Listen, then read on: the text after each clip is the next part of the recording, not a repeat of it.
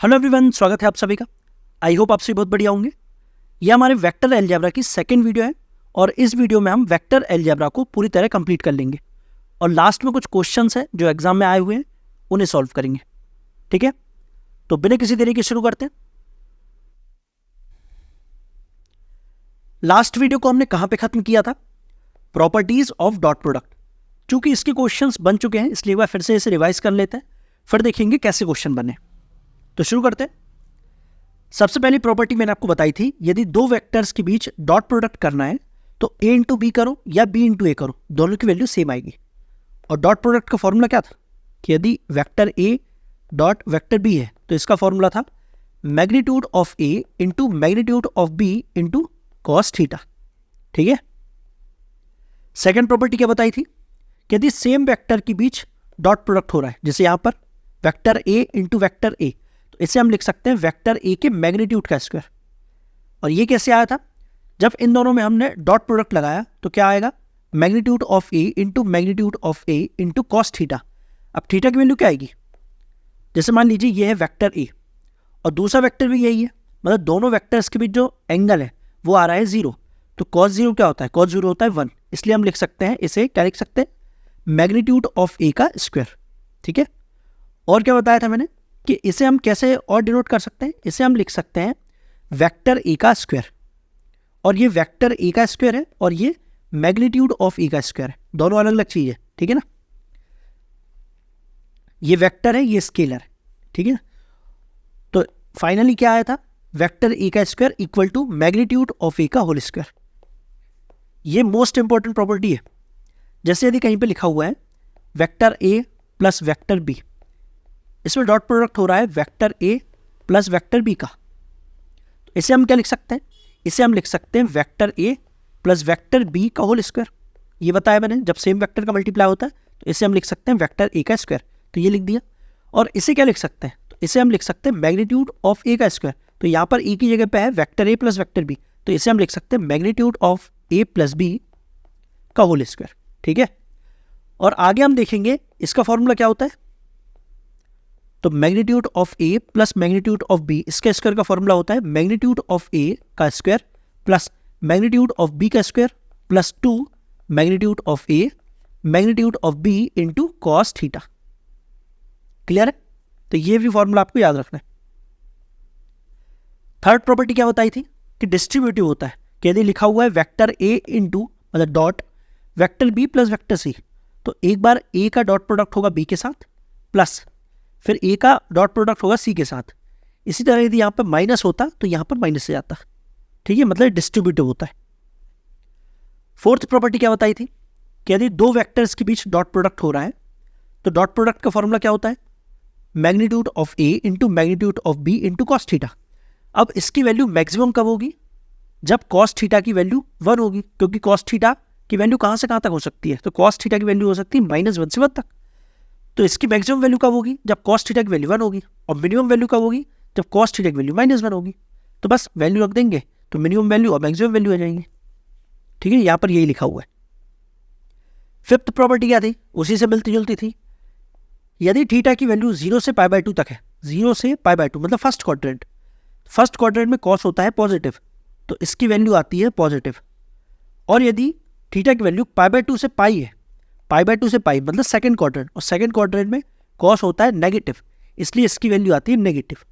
और यदि थीटा की वैल्यू π/2 है, π/2 तो कॉस π/2 क्या होता है? 0, तो ये पूरी वैल्यू हो जाती है 0। तो यहाँ पर यही लिखा हुआ है, थीटा की वैल्यू पर डिपेंड करेगा कि इसकी वैल्यू पॉजिटिव होगी, नेगेटिव होगी या 0 होगी। ठीक है, ये प्रॉपर्टीज आपको ध्यान रखना है, इनसे क्वेश्चन बन चुके हैं तो आगे भी बनेंगे। फिर क्या बताया था? सिक्स्थ प्रॉपर्टी थी कि यदि वेक्टर ए का मल्टीप्लाई 0 वेक्टर के साथ किया जाए, ये 0 वेक्टर है, ठीक है ना, तो वेक्टर ए का मल्टीप्लाई 0 वेक्टर के साथ किया जाए तो उसका आंसर आता है 0। क्लियर?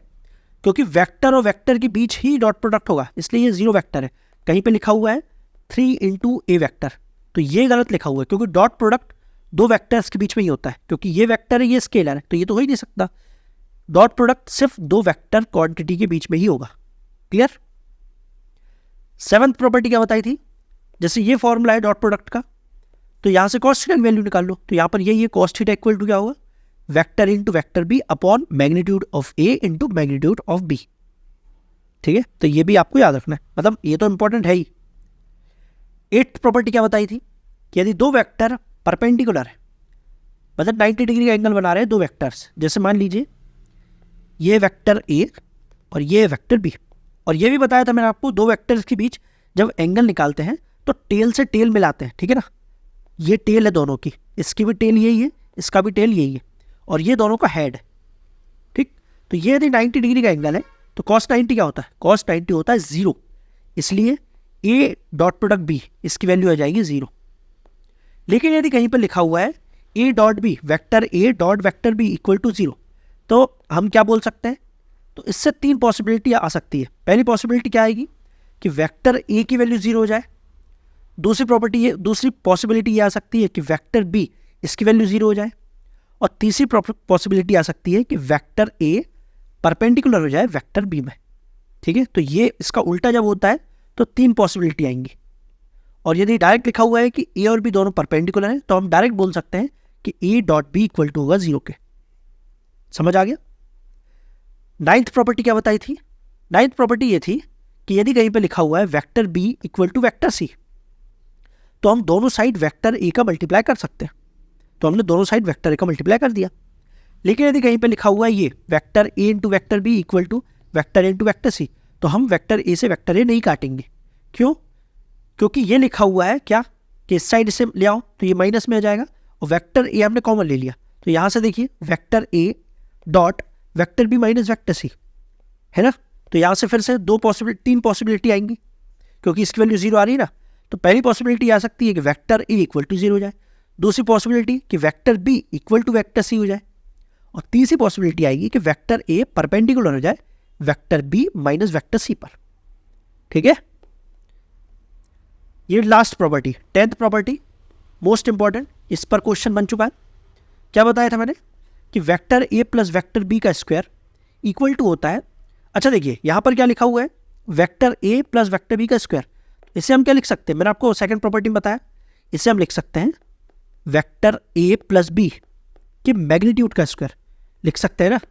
तो बस यहाँ पर यही लिखा हुआ है, vector a plus vector b के मैग्नीट्यूड का स्क्वायर इक्वल टू होता है मैग्नीट्यूड ऑफ a का square plus magnitude of b का square plus 2 vector a into vector b।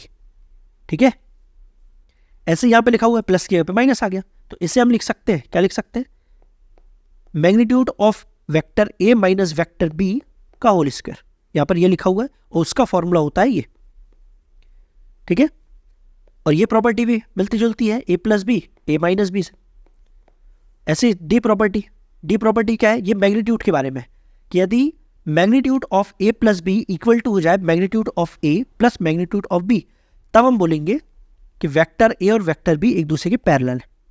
ठीक है, अब ये आया कैसे, तो देखिए जब दोनों साइड का हम स्क्वायर करेंगे क्या आएगा, तो ये बन जाएगा वेक्टर a प्लस बी के मैग्नीट्यूड का square equal to magnitude of a plus magnitude of b का होल स्क्वायर। अब दोनों साइड होल स्क्वायर खोल दो तो इसका फॉर्मूला तो ये है, यही है ना। क्या आएगा, मैग्नीट्यूड ऑफ a का square plus magnitude of b का square plus 2 a dot b।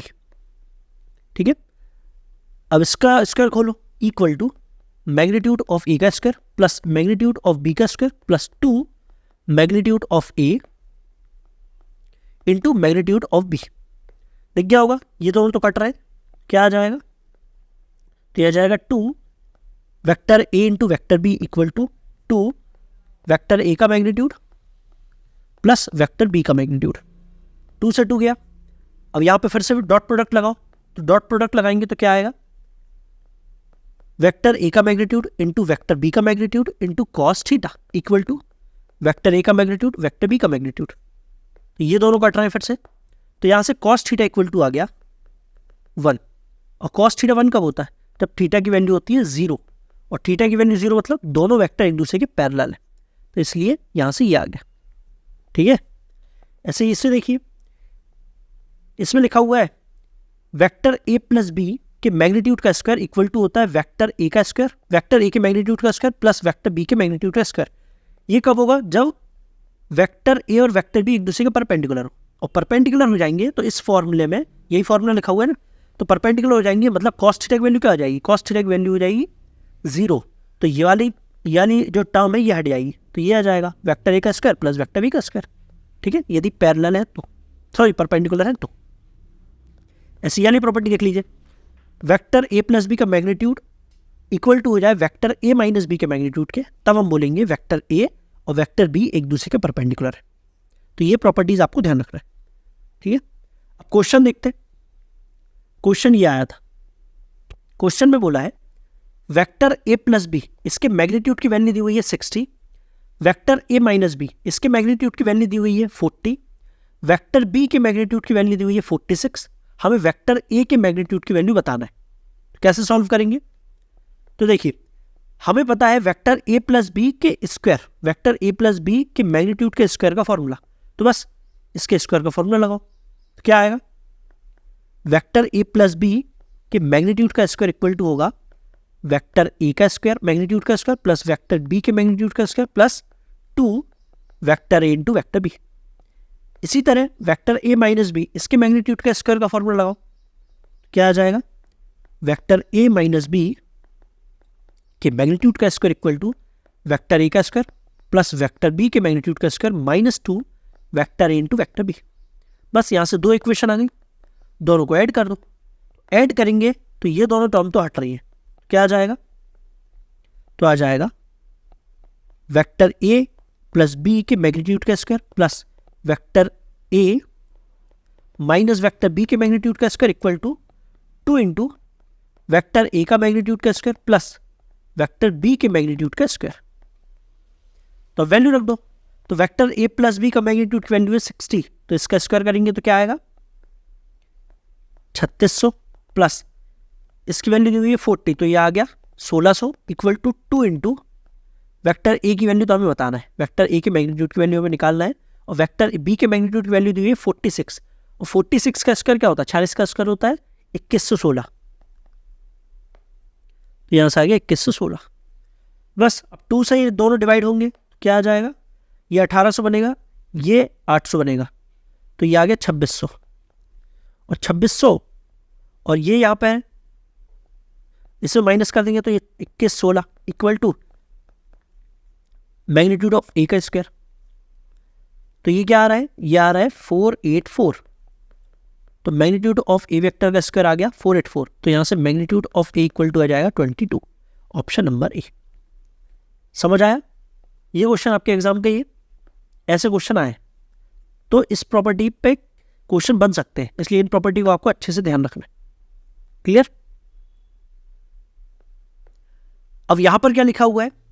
तो यहां पर लिखा हुआ है कि dot product of 2 vector is maximum if and only if. 2 vectors का डॉट प्रोडक्ट है, वो मैक्सिमम कब होता है? मैंने आपको बताया था, मैक्सिमम होता है जब कॉस थीटा इक्वल टू हो जाए 1 के, और कॉस थीटा 1 कब होगा?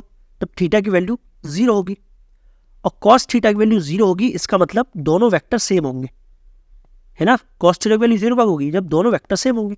या फिर ऐसा बोला जा सकता है, क्या बोला जा सकता है कि dot product of 2 vector is maximum if and only if they have same unit vector.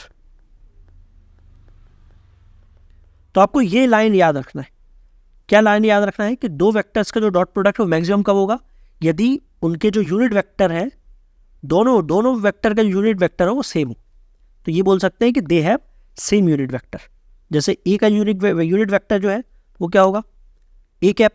Unit vector को कैसे डिनोट करते हैं? ए कैप से ना। तो यहां से लिखा हुआ है A cap of vector A equal to A cap of vector B. ठीक है, और यूनिट वेक्टर निकालते कैसे? इसका फॉर्मूला मैंने आपको बताया था। जैसे यूनिट वेक्टर निकालना है वेक्टर ए का, तो कैसे निकालेंगे? वेक्टर ए को हम डिवाइड करेंगे उसी के मैग्नीट्यूड से, ये बताया था मैंने आपको। तो ऐसे आता है यूनिट वेक्टर। क्लियर? तो ये लाइन आपको ध्यान रखना है, इस पर क्वेश्चन बन चुका है।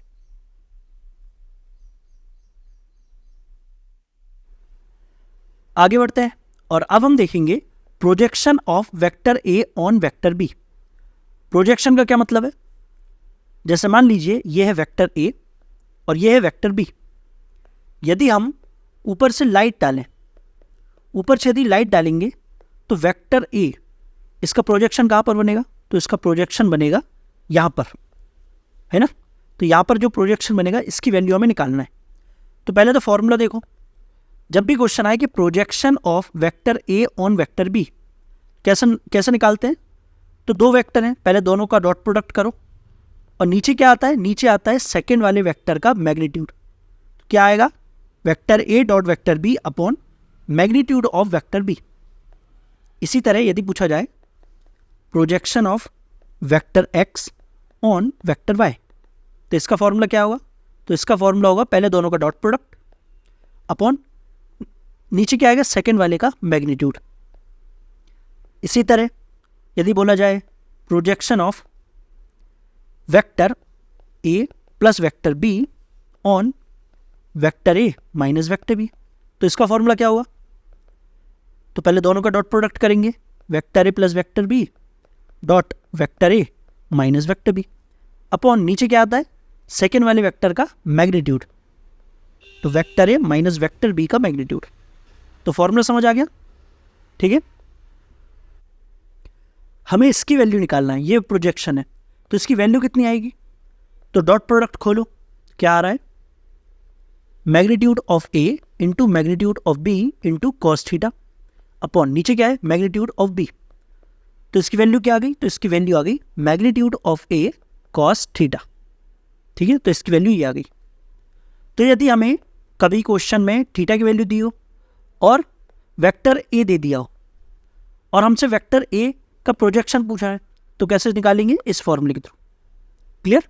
यदि हमें थीटा की वैल्यू दे दी है और जो प्रोजेक्शन होता है, ये प्रोजेक्शन पॉजिटिव भी हो सकता है, नेगेटिव भी हो सकता है और जीरो भी हो सकता है, क्योंकि थीटा पे डिपेंड कर रहा है ना, थीटा पे डिपेंड कर रहा है और इनके डॉट प्रोडक्ट पे डिपेंड कर रहा है। यदि थीटा दिया हुआ है तो उस पर डिपेंड करेगा, और यदि डॉट प्रोडक्ट निकालना है, हमें वेक्टर्स दिए हुए हैं, तो वो डॉट प्रोडक्ट में भी तो कॉस थीटा आता है, मतलब थीटा पर ही डिपेंड कर रहा है। मतलब यदि जो प्रोजेक्शन है, यदि डायग्राम ऐसा हो, वेक्टर ए ये है और वेक्टर बी ये है वेक्टर ए और ये है वेक्टर बी, हमें वेक्टर ए का प्रोजेक्शन निकालना है। तो वेक्टर ए का प्रोजेक्शन कैसा आएगा?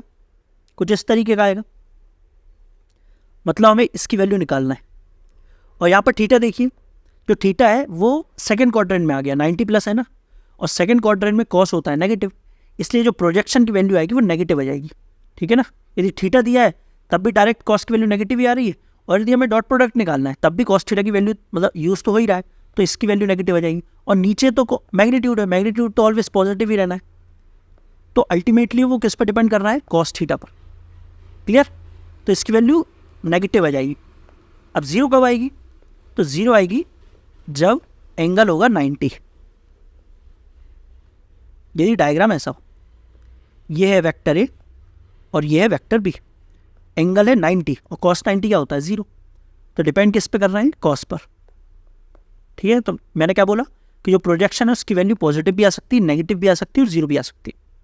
और जो प्रोजेक्शन होता है वो स्केलर क्वांटिटी होती है। ठीक है ना, क्योंकि स्केलर आंसर आता है इसका। ये बातें ध्यान रहेंगी आपको, और फॉर्मूला आपको ध्यान रखना है, क्योंकि फॉर्मूला बेस पर ही क्वेश्चन आएंगे डायरेक्ट। क्वेश्चन देख लो। अच्छा, जैसे ये क्वेश्चन आपके एग्जाम का है, हमें वेक्टर दिए हुए हैं दो, प्रोजेक्शन निकालना है। तो क्या बताया? फॉर्मूला क्या था? पहले दोनों का डॉट प्रोडक्ट, तो क्या आएगा? आई कैप प्लस जे कैप प्लस के cap dot I cap minus J cap plus के कैप। नीचे क्या आएगा? सेकेंड वाले का मैग्नीट्यूड। तो मैग्नीट्यूड क्या आएगा? रूट के अंदर 1 स्क्वायर प्लस -1 का स्क्वायर प्लस 1 का स्क्वायर। अब डॉट प्रोडक्ट लगाओ, तो कैसे करते हैं? डायरेक्ट मल्टीप्लाई करते हैं इनके जो कोफिशिएंट्स है उनका। क्या आ रहा है? 1 प्लस -1 प्लस 1 अपॉन नीचे क्या आएगा? √3। तो ये दोनों कट गए, फाइनल आंसर आ गया 1/√3, ऑप्शन नंबर बी। क्लियर? अच्छा, यदि यहाँ पे क्वेश्चन ऐसा होता, ये क्वेश्चन ऐसा होता -i cap plus J cap plus के कैप, तब आंसर क्या आता? तो इनका डॉट प्रोडक्ट निकालो, तो क्या आएगा, तो -1 प्लस 1, नीचे क्या आएगा, नीचे आता √3, तो फाइनल आंसर आता हमारा -1/√3, मतलब नेगेटिव आता, मतलब जो प्रोजेक्शन है उसकी वैल्यू नेगेटिव भी आ सकती है, पॉजिटिव भी आ सकती है और 0 भी आ सकती है, ठीक है ना, ये मैंने आपको बता चुका हूँ। बाकी इस क्वेश्चन का आंसर तो ये आ रहा है। अब इस क्वेश्चन को करो, ये भी आपके एग्जाम का क्वेश्चन है, इसमें भी हमें प्रोजेक्शन निकालना है, 2 वेक्टर दिए हुए, तो डायरेक्ट डॉट प्रोडक्ट लगा लो, तो 4 + 8 + 7 अपॉन सेकेंड वाले का मैग्नीट्यूड, तो 16 + 16 + 49, तो ऊपर क्या आ रहा है 19 और नीचे बन रहा है टोटल 81, तो बाहर आएगा 9 के साथ, तो ऑप्शन नंबर ए 19/9। आसान सवाल आए, ठीक है ना, बस आपको फॉर्मूला याद रखना है, फॉर्मूला मत भूलना, और तरीका बता दिया मैंने आपको कैसे, 2 वेक्टर के बारे में पूछ रहा है, प्रोजेक्शन पूछ रहा है वो, vector A on vector B, तो जो बाद में आ रहा है वो नीचे आएगा, ठीक है ना, उसका मैग्नीट्यूड नीचे आएगा, बाकी डॉट प्रोडक्ट तो ठीक है, दोनों को आपको डॉट प्रोडक्ट निकालना है, और नीचे क्या आएगा, नीचे आएगा बाद वाले का मैग्नीट्यूड, ठीक।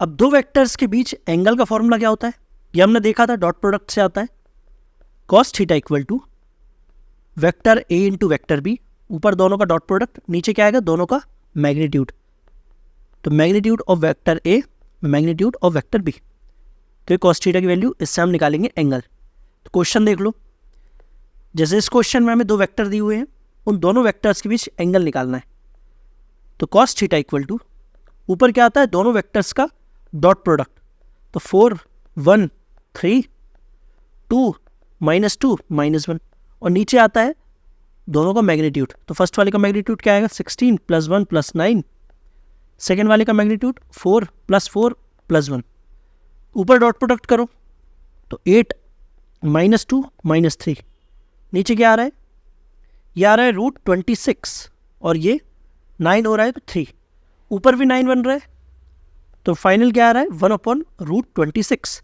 तो ये वैल्यू आ गई cos थीटा की, तो थीटा की वैल्यू क्या आएगी, थीटा इक्वल टू होगा cos इनवर्स 1/√26। समझ आ गया, फॉर्मूला याद रखना आपको। अब इस क्वेश्चन को करो, इसमें भी 2 वेक्टर दिए हुए हैं और दोनों के बीच एंगल बताना है, तो cos थीटा इक्वल टू ऊपर दोनों का डॉट प्रोडक्ट क्या आएगा 24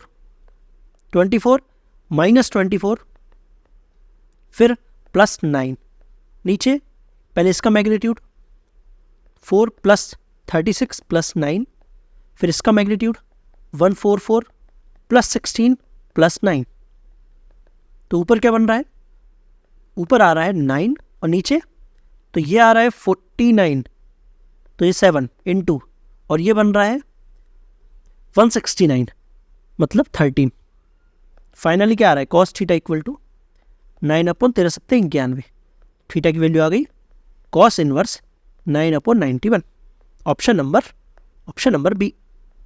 जल्दबाजी में ये आंसर मत लगा दें, क्योंकि कई बार होता है जैसे 91 आया तो ये भी जल्दबाजी 1991, बहुत जल्दबाजी में होते हैं ना, क्योंकि हम क्वेश्चन करते हैं जब, तो ये लग जाता है, आंसर भले सही आया हमारा, लेकिन बहुत जल्दबाजी में ये वाला आंसर टिक कर दोगे आप, है ना, तो पेशेंस के साथ आपको क्वेश्चंस देखना और ऑप्शंस देखना है, ठीक है।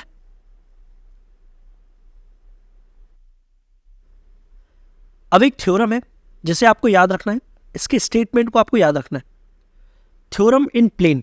ये थ्योरम क्या बोल रही है, ये थ्योरम बोल रही है if 3 non zero non collinear vectors are lying in same plane, मतलब 3 वेक्टर्स हैं जो कि नॉन जीरो है, नॉन कोलिनियर है, नॉन कोलिनियर मतलब जो कि पैरेलल नहीं है, यदि 3 वेक्टर सेम प्लेन पर लाई कर रहे हैं, जैसे मान लीजिए ये एक प्लेन है, इस प्लेन पर 3 वेक्टर्स हैं, एक वेक्टर ये है जो कि है वेक्टर ए, और एक वेक्टर ये वेक्टर बी, और एक वेक्टर ये, तो 3 वेक्टर्स हैं जो कि सेम प्लेन पर लाई कर रहे हैं, then any one vector can be represented as linear combination of other 2, मतलब किसी भी एक वेक्टर को हम बाकी जो 2 वेक्टर्स बचे हैं उनके लीनियर कॉम्बिनेशन के रूप में लिख सकते हैं। जैसे हमने सेलेक्ट किया वेक्टर सी, तो वेक्टर सी को हम लिख सकते हैं x vector A plus Y vector B. इसी तरह हम लिख सकते हैं, हमने यदि सिलेक्ट किया वेक्टर ए तो वेक्टर ए को हम लिख सकते हैं बाकी दो वेक्टर्स के लीनियर कॉम्बिनेशन के रूप में। तो लीनियर कॉम्बिनेशन के रूप में लिख सकते हैं तो क्या आएगा, लिख सकते हैं lambda B vector plus mu C vector. ठीक है ना, तो ये स्टेटमेंट आपको याद रखना है। फिर से पढ़ रहा हूं, if 3 non zero non collinear vectors are lying in same plane then any one vector can be represented as linear combination of other two. ठीक है, 3 वेक्टर्स यदि सेम प्लेन पर लाई कर रहे हैं तो किसी भी एक वेक्टर को हम बाकी जो 2 बचे हैं उन दोनों वेक्टर्स के लीनियर कॉम्बिनेशन के रूप में लिख सकते हैं। ठीक, अब देखेंगे हम क्रॉस प्रोडक्ट। इससे पहले हमने डॉट प्रोडक्ट देखा था, अब देखेंगे क्रॉस प्रोडक्ट। इस पर क्वेश्चन बनते हैं, ठीक है ना।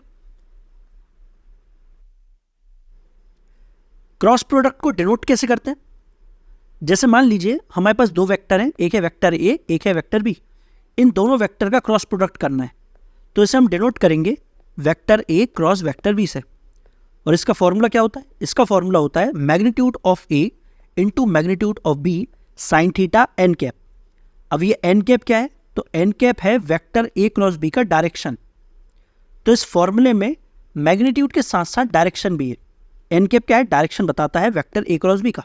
मतलब ये जो आंसर आ रहा है ये आंसर आएगा वेक्टर क्वांटिटी में आएगा, क्योंकि इसमें मैग्नीट्यूड के साथ साथ डायरेक्शन भी है। इसीलिए क्रॉस प्रोडक्ट को बोला जाता है वेक्टर प्रोडक्ट। क्या बोला जाता है, वेक्टर प्रोडक्ट। ये भी आपको याद रखना है। ऐसे हमने डॉट प्रोडक्ट में देखा था, डॉट प्रोडक्ट को बोला जाता है स्केलर प्रोडक्ट, क्योंकि उसका आंसर स्केलर आता है। ठीक है, तो फॉर्मूला याद हो गया, फॉर्मूला फिर से देख लो। वेक्टर ए क्रॉस बी का फॉर्मूला होता है magnitude of A into magnitude of B sine theta N cap. अब ये डायरेक्शन कैसे निकालते हैं, तो डायरेक्शन निकालने के लिए आपको यूज करना होगा राइट हैंड थप्पड़ रूल। क्या यूज करना पड़ेगा, राइट हैंड थप्पड़ रूल, मतलब आपको थप्पड़ मारना पड़ेगा। अब ये यूज कैसे करते हैं, जैसे मान लीजिए ये एक प्लेन है जो कि नीचे रखा हुआ, बॉटम पर प्लेन है, ठीक है ना। एक प्लेन है, इस प्लेन पर वेक्टर ए है जिसका डायरेक्शन ये है, वेक्टर बी है ये डायरेक्शन पर। हमें निकालना है ए क्रॉस बी। अब ए क्रॉस बी में हमें डायरेक्शन भी बताना होगा, तो डायरेक्शन कैसे बताएंगे, तो हमें निकालना है ए क्रॉस बी। तो पहले क्या आ रहा है, पहले आ रहा है ए, तो पहले जो आता है उस डायरेक्शन में हम रखते हैं राइट हैंड का थंब। तो पहले आ रहा है वेक्टर ए, तो इस डायरेक्शन में हम रखेंगे राइट हैंड का थंब। और बी दूसरे नंबर पे आ रहा है तो उस डायरेक्शन में हम रखेंगे अपनी 4 फिंगर्स। जैसे ये हैंड, ये हमारा राइट हैंड है, इसमें देखिए जो थंब है उस थंब को हमने रखा हुआ है वेक्टर ए के डायरेक्शन में और फिंगर्स को रखा हुआ है वेक्टर बी के डायरेक्शन में। तो आप भी रख के देखिए। और ये जो प्लेन है ये नीचे रखा हुआ है बॉटम पर, ठीक है ना। अब ऐसा हाथ रखने के बाद थप्पड़ मारो, तो थप्पड़ कैसे मारोगे, तो थप्पड़ मारोगे तो हमारा हाथ कहाँ जाएगा, तो हमारा हाथ जाएगा ऊपर साइड जाएगा ना। हमारा हाथ कहाँ जा रहा है, ऊपर साइड। तो इसका डायरेक्शन क्या होगा, ए क्रॉस बी का डायरेक्शन होगा ये, ठीक है। तो डायरेक्शन पता चल गया कैसे निकालेंगे, राइट हैंड थप्पड़ रूल्स। हालांकि ये रूल वैसे बुक में नहीं लिखा हुआ है, ये रूल ऐसा नहीं होता है। रूल कैसा होता है, रूल ऐसा होता है कि थंब को रखना होता है हमें वेक्टर ए के डायरेक्शन में, फिंगर को रखना होता है वेक्टर बी के डायरेक्शन में, और फिर फिंगर्स को मोड़ना पड़ेगा। जब फिंगर्स को मोड़ेंगे तो मोड़ते टाइम फिंगर किस डायरेक्शन में जा रही है, तो हम देख रहे हैं इस ऊपर साइड जाएंगे, तो इसलिए इसका डायरेक्शन ऊपर आएगा। लेकिन ये थोड़ा सा कन्फ्यूजिंग होता है, इसलिए ये रूल बेस्ट होता है। क्या, थप्पड़ रूल। क्या आपको अंगूठे को रखना है फर्स्ट वाले की डायरेक्शन में, मतलब ए के डायरेक्शन में, फिर सेकंड वाले जो है ना वेक्टर बी, इस डायरेक्शन में आपको रखना है फिंगर्स को, और फिर थप्पड़ मारना है। तो थप्पड़ मारोगे तो हमारा हाथ कहाँ जाएगा, हाथ जाएगा ऊपर साइड, तो डायरेक्शन आ गया। समझ गए। ऐसे ही इसका डायरेक्शन बताओ, हमें बताना है direction vector A cross B का। तो पहले क्या आ रहा है, पहले आ रहा है वेक्टर ए, तो उस डायरेक्शन में हम रखेंगे हमारा राइट हैंड का थंब। और फिर आ रहा है वेक्टर बी, उस डायरेक्शन में हम रखेंगे फिंगर्स को। और ये जो प्लेन है ये देखिए ऐसा प्लेन है, ठीक है ना। इससे पहले जो देखा था वो प्लेन जमीन पर था, लेकिन इस बार ये प्लेन ऐसा है, तो इस डायरेक्शन में रखो। तो फिर से उसी हैंड का यूज़ करते हैं, जैसे ये हमने रखा। जो हमारा अंगूठा है थंब वो है वेक्टर ए के डायरेक्शन में और फिंगर्स वो है वेक्टर बी के डायरेक्शन में। तो जब थप्पड़ मारेंगे तो कैसा आएगा, तो ये हाथ, ये जो हमारा हैंड है ये स्क्रीन से बाहर साइड आ रहा है ना, बाहर साइड आएगा। तो ए क्रॉस बी का डायरेक्शन क्या होगा? तो ए क्रॉस बी का डायरेक्शन होगा आउटसाइड। समझ गए? आउटसाइड होगा, क्योंकि हमारा जो हैंड है वो आगे साइड आ रहा है। आप रख के देखो। ऐसे इसमें बताओ, ये सेकंड वाले में, इसमें हमें निकालना है डायरेक्शन बी क्रॉस ए का। किसका? बी क्रॉस ए का। पहले है बी, तो बी की डायरेक्शन में हम रखेंगे राइट हैंड का थंब और ए की डायरेक्शन में रखेंगे राइट हैंड के फिंगर्स। तो कैसे रखोगे? तो रख के देखो, राइट हैंड को बी के डायरेक्शन में आप थंब रखोगे, तो थंब रख रहे हो और फिंगर्स को रख रहे हो ए की डायरेक्शन में। तो जो हमारा जब थप्पड़ मार रहे हैं, थप्पड़ जा रहा है स्क्रीन के अंदर साइड, तो जो हमारा डायरेक्शन आ रहा है वो आ रहा है इनसाइड। रख के देखो आप, अंदर साइड जा रहा है ना।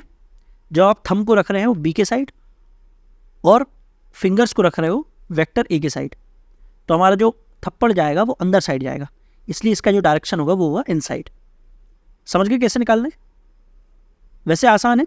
अब ये तो निकाल लोगे, लेकिन डायरेक्शन भी पूछ सकता है ना, और हो सकता है डायग्राम दे दे, तो इसलिए डायरेक्शन निकालना भी आना चाहिए। तो कैसे निकालोगे? राइट हैंड थप्पड़ रूल से। समझ आ गया? आसान है, एक दो बार देख लोगे तो और आसान लग जाएगा। ठीक है, अब हम देखते हैं क्रॉस प्रोडक्ट की प्रॉपर्टीज। तो एक एक करके देखते हैं। फर्स्ट प्रॉपर्टी है कि यदि vector A cross vector B करो या फिर vector B cross vector A करो, दोनों इक्वल नहीं होता है। ठीक है ना, क्योंकि मैंने क्या बताया, ये एक वेक्टर क्वांटिटी है, मतलब डायरेक्शन भी होगा। तो ए क्रॉस बी इसका डायरेक्शन अलग होगा और बी क्रॉस ए इसका डायरेक्शन अलग होगा। इनफैक्ट दोनों का डायरेक्शन अपोजिट होगा। तो हम ऐसा लिख सकते हैं, vector A cross vector B equal to minus vector B cross vector A. ठीक है, तो यहाँ पर यही लिखा हुआ है। हम ऐसा लिख सकते हैं, vector A cross vector B equal to minus vector B cross vector A, क्योंकि दोनों का डायरेक्शन अपोजिट होगा। ठीक है, तो दोनों इक्वल नहीं होते। समझ गए? क्योंकि ये वेक्टर क्वांटिटी है। हाँ, इनका मैग्नीट्यूड जरूर वो इक्वल होगा। यदि हम मैग्नीट्यूड निकालेंगे तो वो इक्वल हो जाएगा। जैसे यहाँ पर मैग्नीट्यूड का लगा दूँ साइन, तो वो इक्वल हो जाएगा। लेकिन एक डायरेक्शन भी होता है एन कैप, वो डायरेक्शन अलग होने के कारण दोनों का आंसर अलग आता है, और दोनों अपोजिट डायरेक्शन होता है। इसलिए हम लिख सकते हैं vector A cross vector B equal to minus vector B cross vector A. लेकिन डॉट प्रोडक्ट में क्या था? डॉट प्रोडक्ट में vector A dot vector B equal to होता है vector B dot vector A, मतलब कम्यूटेटिव होता है। ठीक है, इस प्रॉपर्टी को क्या बोलते हैं? कम्यूटेटिव। अब सेकंड प्रॉपर्टी देखिए, यदि लिखा हुआ है m into vector A cross vector B, और m क्या है? m है एक स्केलर क्वांटिटी है। जैसे m की वैल्यू कुछ भी हो सकती है, 2, 3, 4। तो यदि ऐसा लिखा हुआ है तो हम लिख सकते हैं m into vector A cross vector B, मतलब m का मल्टीप्लाई या तो वैक्टर a में कर दो या फिर b में कर दो। तो हम क्या लिख सकते हैं? Vector a cross m vector b। ठीक है, और ये सारी वेक्टर क्वांटिटीज हैं, वेक्टर ए वेक्टर बी। तो यहां पर यही लिखा हुआ है, यदि m का मल्टीप्लाई कर रहे हैं वेक्टर ए क्रॉस बी में, तो m का मल्टीप्लाई या तो a में कर दो या फिर m का मल्टीप्लाई b में कर दो। ठीक है, थर्ड प्रॉपर्टी क्या है? थर्ड प्रॉपर्टी है डिस्ट्रीब्यूटिव। यदि लिखा हुआ है vector a cross vector b plus minus C, मतलब लिखा हुआ है vector a cross vector b plus vector c, तो इसे हम लिख सकते हैं, डिस्ट्रीब्यूट कर सकते हैं, vector a cross vector b plus vector a cross vector c। मतलब a का मल्टीप्लाई b में कर दिया, फिर मल्टीप्लाई c में किया। लेकिन ऑर्डर ध्यान रखना, पहले वेक्टर a है फिर वेक्टर b है, तो यहाँ पर b क्रॉस a मत कर देना, नहीं तो आंसर ही गलत आएगा। जब a क्रॉस किया हुआ है तो a क्रॉस b होगा, फिर a क्रॉस c होगा, और बीच में जो होगा वो यहाँ पर साइन रह जाएगा। यदि यहाँ पर माइनस होता तो यहाँ पर माइनस आ जाता। ठीक है, तो ऑर्डर ध्यान रखना है। फोर्थ प्रॉपर्टी है यदि दो वेक्टर पैरेलल है। अब दो वेक्टर पैरेलल कब होते हैं? जब या तो दोनों वेक्टर के बीच जो एंगल होगा या तो 0 होगा या फिर 180 होगा। 0 होगा या 180 होगा, और फॉर्मूले में आता है साइन थीटा। ए क्रॉस बी के फॉर्मूले में साइन थीटा आता ना, और साइन 0 होता है 0, साइन पाई साइन 180 भी होता है 0। तो इसका आंसर क्या आएगा? ए क्रॉस बी का आंसर आ जाएगा 0। ठीक है, तो यहाँ पर यही लिखा हुआ है, यदि दो वेक्टर्स पैरेलल हैं तो vector A cross vector B equal to 0 हो जाएगा। लेकिन यदि लिखा हुआ है vector A cross B equal to 0, तब 3 पॉसिबिलिटी होंगी। कौन कौन सी? पहली पॉसिबिलिटी कि वेक्टर ए ये 0 हो जाए, दूसरी पॉसिबिलिटी कि वेक्टर बी ये 0 हो जाए, और तीसरी पॉसिबिलिटी क्या है कि वेक्टर ए पैरेलल हो जाए वेक्टर बी के, मतलब दोनों के बीच एंगल या तो 0 हो जाए या 180 हो जाए, ठीक है। और यदि सेम वेक्टर मल्टीप्लाई में, जैसे यदि लिखा हो वेक्टर ए क्रॉस वेक्टर ए, तो इसका आंसर क्या होगा? जैसे मान लीजिए ये है वेक्टर ए और दूसरा भी वेक्टर ए यही है, मतलब दोनों के बीच एंगल कितना होगा? तो दोनों के बीच एंगल होगा 0, और साइन 0 क्या होता है? 0, तो इसका आंसर हो जाएगा 0, ठीक है, समझ गए? तो ये लाइन भी आपको याद रखना है। लेकिन यदि डॉट प्रोडक्ट हो तो वेक्टर ए डॉट वेक्टर ए, तो इसका आंसर क्या होता है? तो इसके बीच का एंगल जब 0 है, कॉस 0 होता है 1, तो इसका आंसर होगा वेक्टर ए का स्क्वायर, क्योंकि इसका फॉर्मूला क्या था? इसका फॉर्मूला था magnitude of A into magnitude of A cos theta. Cos theta की जगह क्या जाएगा? कॉस 0, कॉस 0 होता है 1, तो इसका आंसर जाएगा मैग्नीट्यूड ऑफ ए का स्क्वायर, ठीक है। तो डॉट प्रोडक्ट और क्रॉस प्रोडक्ट दोनों को ध्यान से समझना है। क्रॉस प्रोडक्ट में आता है साइन थीटा और डॉट प्रोडक्ट में आता है cos theta, clear. Fifth property क्या है कि यदि दो वेक्टर परपेंडिकुलर है, परपेंडिकुलर है मतलब दोनों के बीच का एंगल क्या होगा? 90 होगा। अब 90 होगा तो ए क्रॉस बी क्या आ जाएगा? तो ए क्रॉस बी होगा magnitude of A into magnitude of B into sine 90। Sine 90 होता है 1 इंटू एन कैप, क्योंकि ये वेक्टर क्वांटिटी है ना। लेकिन इसका मैग्नीट्यूड निकाले तो magnitude of vector A cross vector B, और थीटा इक्वल टू 90 है क्योंकि दोनों वेक्टर परपेंडिकुलर है, तब इसका आंसर होगा magnitude of A into magnitude of B, ठीक है। तो ये आपको ध्यान रखना है, यदि दो वेक्टर परपेंडिकुलर हो तो ए क्रॉस बी का जो मैग्नीट्यूड है वो इक्वल टू होता है magnitude of A into magnitude of B के। तो ये आपको ध्यान रखना है, क्लियर। सिक्स्थ प्रॉपर्टी क्या है? सिक्स्थ प्रॉपर्टी है आई क्रॉस आई करो या जे क्रॉस जे करो या फिर के क्रॉस के करो तो इसकी वैल्यू आती है 0। ऐसा क्यों? आई कैप क्या होता है? तो आई कैप होता है एक्स एक्सिस के डायरेक्शन में यूनिट वेक्टर। तो यदि आई क्रॉस आई करेंगे मतलब दोनों के बीच एंगल कितना होगा? 0, और साइन 0 होता है 0 के बराबर, तो इसलिए इसका आंसर आ गया 0। ऐसे ही जे के साथ भी है। जे क्या होता है? वाई एक्सिस के डायरेक्शन में यूनिट वेक्टर, और के होता है जेड एक्सिस के डायरेक्शन में यूनिट वेक्टर, है ना। तो यदि जे क्रॉस जे करेंगे तो दोनों के बीच का एंगल 0 होगा, तो साइन 0 0 हो जाएगा, इसकी वैल्यू 0 हो गई। ऐसे ही के साथ भी होगा, क्लियर। लेकिन यदि आई क्रॉस जे करें तो क्या आएगा? तो ये साइक्लिक ऑर्डर आपको याद होना चाहिए, आई जे के, और ये साइकिल आपको याद होना चाहिए। यदि हम क्लॉकवाइज डायरेक्शन में चलेंगे तो आएगा पॉजिटिव, एंटी क्लॉकवाइज डायरेक्शन में चलेंगे तो आएगा नेगेटिव। जैसे हमें निकालना है आई क्रॉस जे, तो आई ये है जे ये है, तो आई क्रॉस जे निकालेंगे, हम चल रहे हैं क्लॉकवाइज डायरेक्शन में, तो इसका आंसर आ जाएगा के। लेकिन यदि हमें निकालना हो जे कैप क्रॉस आई कैप, तो इसका आंसर क्या आएगा? तो जे क्रॉस आई निकालना है और हम चल रहे हैं एंटी क्लॉकवाइज डायरेक्शन में, तो एंटी क्लॉकवाइज डायरेक्शन में चल रहे हैं तो इसका आंसर आएगा नेगेटिव, और आंसर क्या आएगा? आंसर आएगा के, ठीक है। तो जब दो का मल्टीप्लाई होता है तो तीसरा तो आता ही है, लेकिन पॉजिटिव आएगा कि नेगेटिव आएगा ये पता चलेगा कि डायरेक्शन क्या है। जैसे यदि हमें निकालना है आई क्रॉस के, आई क्रॉस के निकालना है, आई कैप क्रॉस के कैप, तो इसका आंसर क्या आएगा? तो देखिए आई के बाद के यहाँ पर है, हम चल रहे हैं एंटी क्लॉकवाइज डायरेक्शन में, तो इसका आंसर तो नेगेटिव आने वाला है, और आई क्रॉस के आता है जे के बराबर। अब ये आ रहा है नेगेटिव जे के, क्योंकि हम चल रहे हैं एंटी क्लॉकवाइज डायरेक्शन में, ठीक है। तो ये आपको सर्कुलर जो साइक्लिक सिस्टम है ये आपको याद होना चाहिए, आई जे के। यदि हम क्लॉकवाइज डायरेक्शन में चलेंगे तो पॉजिटिव आएगा, एंटी क्लॉकवाइज डायरेक्शन में चलेंगे तो नेगेटिव आएगा। जैसे यहाँ पर के क्रॉस आई लिखा हुआ है, तो के क्रॉस आई ये तो क्लॉकवाइज डायरेक्शन में, तो इसका आंसर आएगा जी, ठीक है। सेवंथ प्रॉपर्टी क्या है? सेवंथ प्रॉपर्टी है इंपॉर्टेंट प्रॉपर्टी, क्योंकि इस पर क्वेश्चन बन चुका है। क्वेश्चन कैसा आता है? एक ऐसा वेक्टर बताओ जो कि परपेंडिकुलर हो वेक्टर ए और वेक्टर बी के। ये है वेक्टर ए, तो ये है वेक्टर बी, और हमसे बोलेगा एक ऐसा वेक्टर बताओ जो कि परपेंडिकुलर हो वेक्टर ए और वेक्टर बी के। तो मतलब वो हमसे बोल रहा है हमें ए क्रॉस बी निकालो। ऐसा क्यों? क्योंकि ए क्रॉस बी का जो डायरेक्शन होता है वो वेक्टर ए और वेक्टर बी के परपेंडिकुलर होता है। ये मैंने आपको बताया था, एक प्लेन बताया था। मान लीजिए ये एक प्लेन है, इस प्लेन पर ये है वेक्टर ए और ये है वेक्टर बी। तो वेक्टर ए का डायरेक्शन ये है, वेक्टर बी का डायरेक्शन ये है, तो ए क्रॉस बी का डायरेक्शन क्या होगा? तो राइट हैंड थप्पड़ रूल लगाओ। तो ये जो प्लेन है ये नीचे बॉटम पर है, जब हम हाथ रख रहे हैं और यहाँ पर इस डायरेक्शन में थंब है और इस डायरेक्शन में हमारी 4 फिंगर्स है, थप्पड़ किस साइड जा रहा है? ऊपर साइड जा रहा है ना, मतलब परपेंडिकुलर होगा, परपेंडिकुलर होगा ए क्रॉस बी। ठीक है, तो हमसे यही बोल रहा है एक ऐसा वेक्टर बताओ जो कि परपेंडिकुलर हो वेक्टर ए और वेक्टर बी के। तो जो ए क्रॉस बी होगा वो परपेंडिकुलर होगा vector A cross vector B के। ठीक है, तो यहां पे आपको डिकोड करना है। समझ आ गया?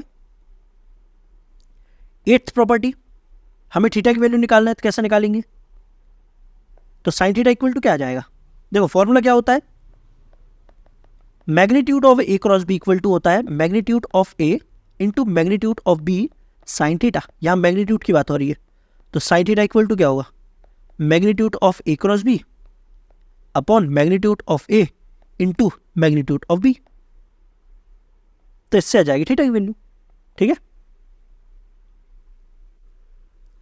9th प्रॉपर्टी भी इंपॉर्टेंट है क्योंकि इस पर भी क्वेश्चन बन चुका है। ये प्रॉपर्टी क्या बोल रही है कि ए क्रॉस बी का जो मैग्नीट्यूड है उसका square plus vector A dot vector B इसका स्क्वायर इक्वल टू होता है मैग्नीट्यूड ऑफ ए का square into magnitude of B का स्क्वायर। अब ये कैसे आया? तो ए क्रॉस बी इसका फॉर्मूला लगाओ, तो इसका फॉर्मूला होगा magnitude of A into magnitude of B sine theta. अब इसका होल स्क्वायर है प्लस डॉट प्रोडक्ट लगाओ, तो डॉट प्रोडक्ट होगा magnitude of A into magnitude of B cos theta, इसका भी होल स्क्वायर है। अब दोनों में से क्या कॉमन आ रहा है? कॉमन आ रहा है मैग्नीट्यूड ऑफ ए का स्क्वायर मैग्नीट्यूड ऑफ बी का स्क्वायर, और अंदर आ रहा है sine square theta plus cos square theta. तो ये तो 1 हो गया, तो क्या बचा? तो फाइनली बचा मैग्नीट्यूड ऑफ ए का square into magnitude of B का स्क्वायर। समझ आ गया? और इस प्रॉपर्टी को बोला जाता है लैग्रांजेस आइडेंटिटी। इंपॉर्टेंट प्रॉपर्टी है, इसका क्वेश्चन मैं आपको कराऊंगा, तब आपको याद आना चाहिए। ठीक है ना, कि ये प्रॉपर्टी क्या होती है, तो इसे बहुत ध्यान से समझना है। इस पर क्वेश्चन बना हुआ है, ठीक है ना? समझ आ गया? 10th प्रॉपर्टी कि यदि 2 वेक्टर दिए हुए हैं और हमें क्रॉस प्रोडक्ट निकालना है, तो कैसे निकालते हैं? तो निकालते हैं डिटरमिनेंट के थ्रू। यदि हमें 2 वेक्टर दिए हुए हैं तो डिटरमिनेंट के थ्रू वैल्यू निकालते हैं। ऊपर लिखते हैं आई जे के, और ए क्रॉस बी निकालना है। क्या निकालना है? ए क्रॉस बी।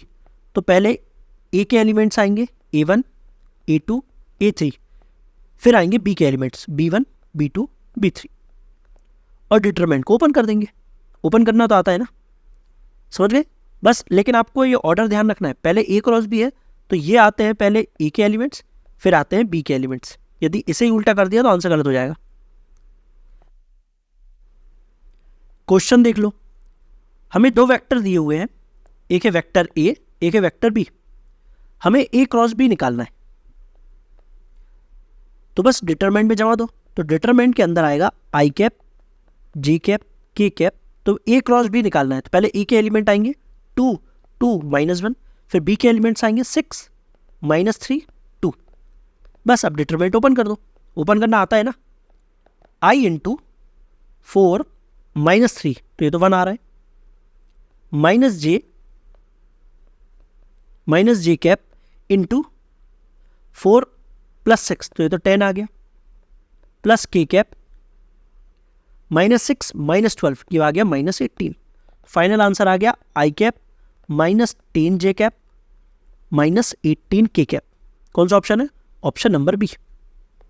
समझ गए? आसान है, बस ये फॉर्मूला आपको ध्यान रखना है। ठीक,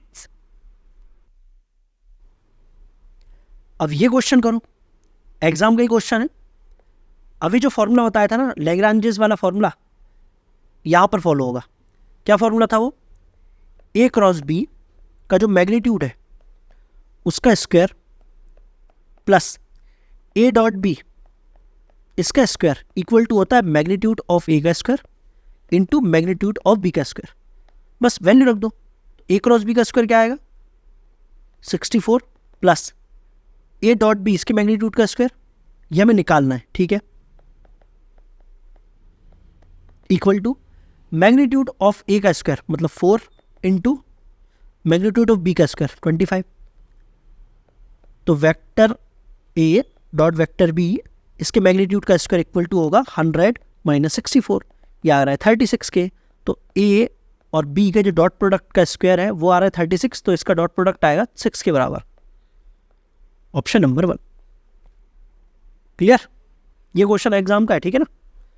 इसलिए ये सारी प्रॉपर्टीज आपको ध्यान रखना है, याद होना चाहिए। जितनी प्रॉपर्टीज मैंने आपको बता रहा हूँ ना, अपने नोट्स में बिल्कुल लाइन से लिखना है। और क्रॉस प्रोडक्ट की प्रॉपर्टी और डॉट प्रोडक्ट की प्रॉपर्टीज, इनमें कंफ्यूजन नहीं रखना। इन लोगों को अलग अलग पेज पे मतलब साथ लिखना है, दूर दूर मत लिखना। साथ में पेज होंगे ना तो रिवाइज करने में थोड़ा आसानी होगी, ठीक है, कंपेयर कर पाएंगे आप। इसलिए आपको नोट्स बड़े ध्यान से बनाना है, ठीक। अब देखेंगे हम geometrical interpretation of cross product. इसमें हमें क्या देखना है, इसमें हम देखेंगे किसी भी पैरेललोग्राम और ट्राइंगल, इसका एरिया क्रॉस प्रोडक्ट की सहायता से कैसे निकाला जाता है। तो एक एक करके देखते हैं। जैसे यदि हमें एक पैरेललोग्राम दिया हुआ है और इस पैरेललोग्राम की जो 2 एडजेसेंट साइड्स है, 2 एडजेसेंट साइड्स दी हुई है, जैसे ये है वेक्टर ए और ये है वेक्टर बी, और हमसे बोला है कि इस पैरेललोग्राम का एरिया बताओ। तो एरिया इक्वल टू होगा, क्या होगा, वेक्टर ए और वेक्टर बी की क्रॉस प्रोडक्ट का मैग्नीट्यूड, ठीक है। तो ये फॉर्मूला आपको याद रखना है। जब भी पैरेललोग्राम की 2 साइड्स दी हुई है, 2 एडजेसेंट साइड्स दी हुई है, वेक्टर ए वेक्टर बी, तो उन दोनों का हम क्रॉस प्रोडक्ट लेंगे, उसका मैग्नीट्यूड ले लेंगे, तो ये आ जाएगा एरिया ऑफ पैरेललोग्राम, ठीक। और यदि पैरेललोग्राम के डायगोनल्स दिए हो तो, जैसे हमें एक डायगोनल दिया हुआ है ये D1 और एक डायगोनल दिया हुआ है D2, और हमसे बोला है कि पैरेललोग्राम का एरिया निकालो। तो इसका फॉर्मूला होता है 1/2 D1 और D2 के क्रॉस प्रोडक्ट का मैग्नीट्यूड, ठीक है। तो यदि डायगोनल आएंगे तो आगे आ जाएगा 1/2 इंटू दोनों डायगोनल की क्रॉस प्रोडक्ट का मैग्नीट्यूड। लेकिन यदि 2 एडजेसेंट साइड्स दी हुई है तो 1/2 नहीं आता, ठीक है ना। डायरेक्ट इन दोनों का क्रॉस प्रोडक्ट निकालेंगे और उसका मैग्नीट्यूड निकाल देंगे, तो आ जाएगा एरिया ऑफ पैरेललोग्राम। तो ये आपको फॉर्मूलेज याद रखना है। और यदि पैरेललोग्राम के जो पोजीशन वेक्टर है वो गिवन हो तो, पोजीशन वेक्टर मतलब जैसे ये ए है, ये बी है, ये सी है, ये डी है। पोजीशन वेक्टर मतलब कोऑर्डिनेट्स, वेक्टर में क्या होते हैं, पोजीशन वेक्टर। तो यदि हमें पोजीशन वेक्टर गिवन है तो हम 2 एडजेसेंट साइड्स निकाल लेंगे। जैसे हम निकाल लेंगे पहले ए बी और फिर निकालेंगे ए डी। और साइड कैसे निकालेंगे, ए बी निकालना है तो कैसे निकालेंगे, position vector of B minus position vector of A. ये मैंने आपको शुरू फर्स्ट क्लास में बताया कैसे निकालते हैं, position vector of B minus position vector of A. ऐसे ए डी कैसे निकालेंगे, position vector of D minus position vector of A. बस एक बार साइड्स आ गई तो बस फॉर्मूला लगा दो, एरिया इक्वल टू आ जाएगा vector A B into vector A D के मैग्नीट्यूड, ठीक है। मैग्नीट्यूड निकाल रहे हैं तो A D into A B करो या फिर A B into A D करो, बात बराबर ही है। समझ गए। यदि हमें पोजीशन वेक्टर दिया हुआ तो पहले साइड्स निकालेंगे फिर वो वाला फॉर्मूला लगा देंगे, ठीक है। दोनों का क्रॉस प्रोडक्ट करके मैग्नीट्यूड निकाल दो। इसी तरह ट्राइंगल में, यदि एक ट्राइंगल है और उसकी 2 एडजेसेंट साइड्स दी हुई है, ये है वेक्टर ए, ये है वेक्टर बी, और इसका एरिया पूछा है तो कैसे निकालेंगे, तो इसका एरिया इक्वल टू होगा 1/2 ए और बी के क्रॉस प्रोडक्ट का मैग्नीट्यूड। 1/2 क्यों, क्योंकि जो ट्राइंगल है वो हाफ ऑफ द पैरेललोग्राम है ना। और पैरेललोग्राम क्या होता है, vector A into vector B का मैग्नीट्यूड। लेकिन हमें हाफ निकालना है तो 1/2 कर दिया, ठीक है। तो इसका आंसर आ गया 1/2 ए और बी के क्रॉस प्रोडक्ट का मैग्नीट्यूड। इसी तरह यदि ट्राइंगल के पोजीशन वेक्टर दिए हुए हैं, जैसे मान लीजिए ए बी सी, तो पोजीशन वेक्टर दिए हुए क्या करेंगे, हम 2 एडजेसेंट साइड्स निकाल लेंगे। तो हम ए बी निकाल लेते हैं और ए सी निकाल लेते हैं। और कैसे निकालेंगे, position vector of B minus position vector of A. और ए सी कैसे निकालेंगे, position vector of C minus position vector of A. तो एक बार साइड्स आ गई तो बस फॉर्मूला लगा दो, 1/2 vector A B cross vector A C का मैग्नीट्यूड, तो ये आ जाएगा एरिया, ठीक है। तो ये सारे फॉर्मूलेज आपको याद रखना है।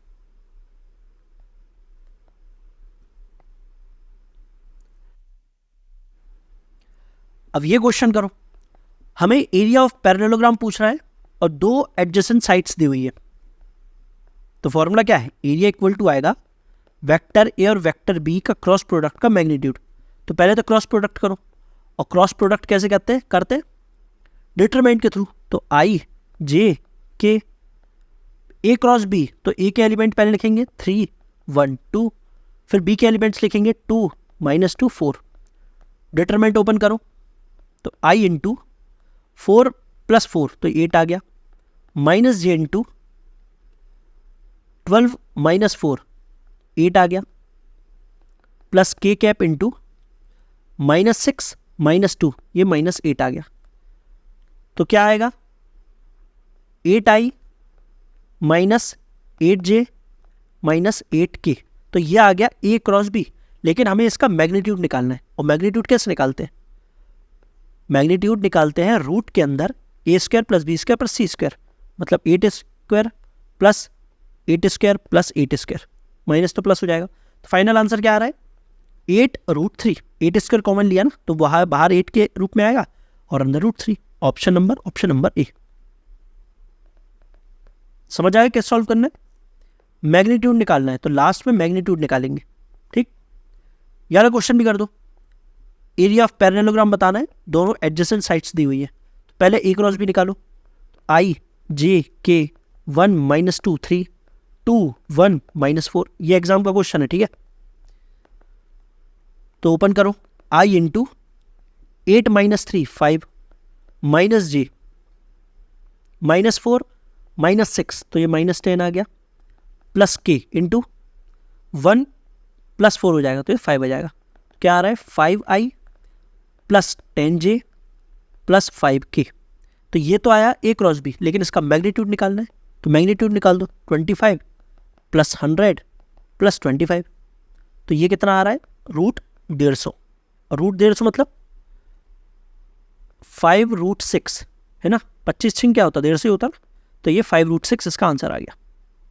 आसान, ऐसे ही सवाल आएंगे, आपको दो एडजेसेंट साइड्स दे देंगे और आपसे एरिया ऑफ पैरेललोग्राम या फिर एरिया ऑफ ट्राइंगल पूछेंगे, तो आपको फॉर्मूला याद होना चाहिए।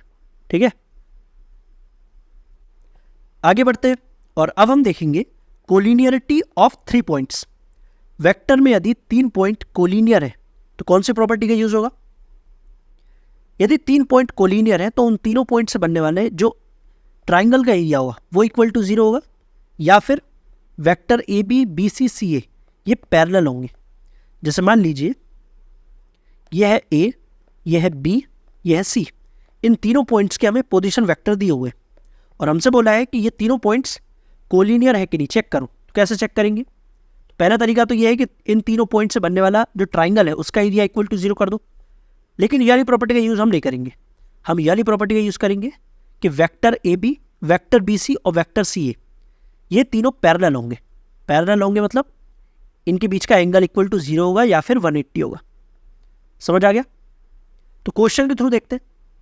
जैसे ये क्वेश्चन देखो, इसमें हमें 3 पॉइंट्स दिए हुए, तीनों पॉइंट्स के पोजीशन वेक्टर दिए हुए और हमसे बोला है कि तीनों पॉइंट कोलिनियर है और हमें पी की वैल्यू बताना है।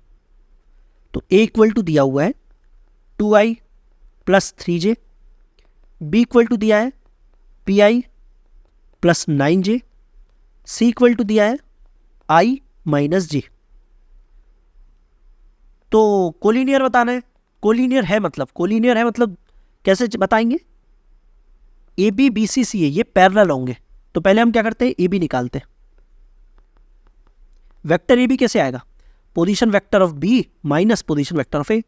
तो क्या आ रहा है p - 2i + 9 - 6, 9 - 3 मतलब 6, 6j।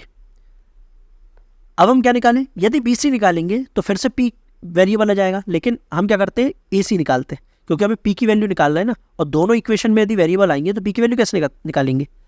तो हम निकालते हैं ए सी। ए सी कैसे निकलेगा, position vector of C minus position vector of A. तो -1i - 4j, तो ए बी और ए सी आ गया और ये दोनों है पैरेलल। अब एक प्रॉपर्टी याद करो, कौन सी प्रॉपर्टी, ये वाली, if 2 vectors are parallel then क्या होगा, दे आर प्रोपोर्शनल। ये मैंने आपको बताया था, इंपॉर्टेंट प्रॉपर्टी है, यदि दो वेक्टर्स पैरेलल है तो प्रोपोर्शनल होंगे, तो यहां पर ये वाली प्रॉपर्टी लग जाएगी।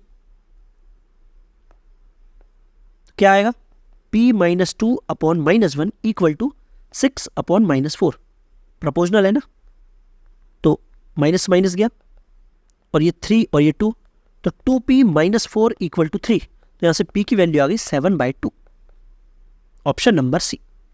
समझ आ गया। हालांकि एग्जाम में हर बार आई जे नहीं लिखना है, डायरेक्ट लिखो आप, या 2 3 p 9 1 माइनस 1 ऐसे लिखो, आई जे लिख के अपना टाइम वेस्ट मत करना, ठीक है, वो तो मैं समझा रहा हूं इसलिए आई जे लिख रहा हूं, ठीक। अब देखेंगे हम स्केलर ट्रिपल प्रोडक्ट। इसमें हमें क्या देखना होगा, यदि 3 वेक्टर दिए हुए और तीनों वेक्टर का हमें प्रोडक्ट निकालना है तो कैसे निकालेंगे, इसे बोला जाता है बॉक्स प्रोडक्ट। बॉक्स प्रोडक्ट क्यों बोलते हैं, क्योंकि इसे रिप्रेजेंट करने का तरीका ये होता है, बॉक्स के अंदर ए बी सी, और डेफिनेशन होती है ये ए डॉट बी क्रॉस सी। अब ये बॉक्स निकालते कैसे, तो बड़ा आसान है, इन तीनों को, जो यदि 3 वेक्टर दिए हुए हैं, इन तीनों को डिटरमिनेंट के अंदर रख दो, लेकिन ऑर्डर इंपॉर्टेंट है। यहाँ पर लिखा हुआ है ए बी सी, तो पहले ए के एलिमेंट्स आएंगे, फिर बी के एलिमेंट्स आएंगे, फिर सी के एलिमेंट्स आएंगे। तो पहली रो में आएंगे ए के एलिमेंट्स, सेकंड रो में आएंगे बी के एलिमेंट्स, और थर्ड रो में आएंगे सी के एलिमेंट्स, ठीक है, ऑर्डर इंपॉर्टेंट है। और बस इस डिटरमिनेंट को सॉल्व कर दो क्वेश्चन के थ्रू। देखो इस क्वेश्चन में हमें 3 वेक्टर दिए हुए और हमें बॉक्स की वैल्यू बताना है, तो रख दो डिटरमिनेंट के अंदर। तो 1 माइनस 1 1, 2 1 1 1 1 माइनस 2, सॉल्व करेंगे तो क्या आएगा, 1 इंटू माइनस 2 माइनस 1, तो ये आ रहा है minus 3, plus 1 into minus 4 minus 1, तो माइनस 5 आ गया, प्लस 1 इंटू 2 माइनस 1, तो ये तो 1 आ गया, तो माइनस 3 माइनस 5 प्लस 1, क्या आ रहा है माइनस 7, तो इसका आंसर आ गया माइनस 7। आसान है। तो जब भी आपको बॉक्स निकालना है तो आप क्या करोगे, इन तीनों को रख दोगे डिटरमिनेंट के अंदर, लेकिन आपको ऑर्डर देख लेना है, ए बी सी लिखा है कि बी सी ए लिखा है, ठीक है ना, क्योंकि यदि बी सी आ गया है डब्बे के अंदर, B vector C vector A vector, तो आप क्या करोगे, फर्स्ट रो में आएंगे बी के एलिमेंट्स, सेकंड रो में आएंगे सी के एलिमेंट्स, थर्ड रो में आएंगे ए के एलिमेंट्स, ठीक है। तो ऑर्डर इंपॉर्टेंट। अब एक प्रॉपर्टी होती है, क्या प्रॉपर्टी होती है, यदि 3 वेक्टर ए बी सी, यदि 3 वेक्टर कोप्लेनर है, मतलब एक ही प्लेन पर लाई कर रहे हैं, जैसे मान लीजिए एक प्लेन ये है, इस प्लेन पर 3 वेक्टर है, एक वेक्टर ये है, एक वेक्टर ये है, एक वेक्टर ये है, यदि एक ही प्लेन पर है तो उनका जो बॉक्स होता है, box product A B C, वो इक्वल टू होता है 0 के, ठीक है। तो इस प्रॉपर्टी में क्वेश्चन बन चुके हैं, हमें 3 वेक्टर दिए हुए हैं, इन तीनों वेक्टर, जो तीनों वेक्टर है ये कोप्लेनर है, तो हमें सी की वैल्यू बताना है, तो क्या प्रॉपर्टी लगाएंगे, इस डब्बे की वैल्यू को 0 कर देंगे। और डब्बा कैसे निकालते हैं, डिटरमिनेंट के अंदर वैल्यू रख दो, तो ए इक्वल टू पहले तो ये है, तो ए सी, सेकेंड क्या है, आई और के दिया हुआ है, मतलब 1 0 1, फिर है सी और बी, इसका डिटरमिनेंट होगा 0 के इक्वल, इसे ओपन कर दो, तो ए इंटू 0 माइनस सी, तो माइनस सी आ गया, minus A into B minus C, plus C into C equal to 0, तो minus A C minus A B plus A C plus C square, A C से A C गया, तो यहां से C square equal to आ गया, C square equal to आ रहा है ए बी के, तो सी इक्वल टू क्या आएगा, root of A B, option number D. समझ आ गया। यदि 3 वेक्टर कोप्लेनर है तो इसका मतलब उनका जो बॉक्स प्रोडक्ट होगा वो इक्वल टू 0 होगा, ठीक है। अब देखेंगे हम geometrical interpretation of box product. इससे पहले हमने देखा था geometrical interpretation of cross product, उसमें हमने क्या देखा था कि किसी भी पैरेललोग्राम या ट्राइंगल, इसका एरिया क्रॉस प्रोडक्ट की सहायता से कैसे निकालते हैं। लेकिन बॉक्स प्रोडक्ट से क्या निकलता है, बॉक्स प्रोडक्ट से निकलता है वॉल्यूम।